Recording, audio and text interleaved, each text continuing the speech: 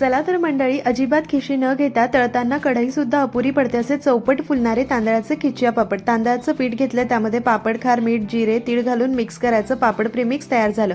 एक भांडं पिठासाठी 1.25 भांडं पाणी गरम करायचं. पाण्याला उकळी आली की थोडं थोडं पाणी प्रीमिक्समध्ये घालून लाटण्याने मिक्स करायचं. छान असं मिक्स करून झालं, संपूर्ण पाणी घालायचं. ओला घट्ट पिळून घेतलेल्या कापडामध्ये पीठ काढायचं. 2 मिनिटं व्हिडिओ दाखवते तसं मळून घ्यायचं. त्यानंतर स्टीमरमध्ये ओला घट्ट पिळून घेतलेला कापड घालायचा किंवा चाळणी घेऊ शकतात. पिठाचे रोल करायचे, त्यामध्ये ठेवायचे. मध्यम आचेवर 17 ते 20 मिनिटं हे छान असं वाफवून घ्यायचं. नंतर 2 गोळे काढून घेतले. बाकीचे गॅस बंद करून स्टीमरमध्ये झाकून ठेवले म्हणजे गरम राहतील. ओल्या कापडामध्ये छान हे मळून घ्यायचं. लाट्या करायच्या, पॉलिथिनमध्ये ठेवायच्या. व्हिडिओत दाखवते तसे पापड करायचे. 2 दिवस उन्हात वाळवायचे.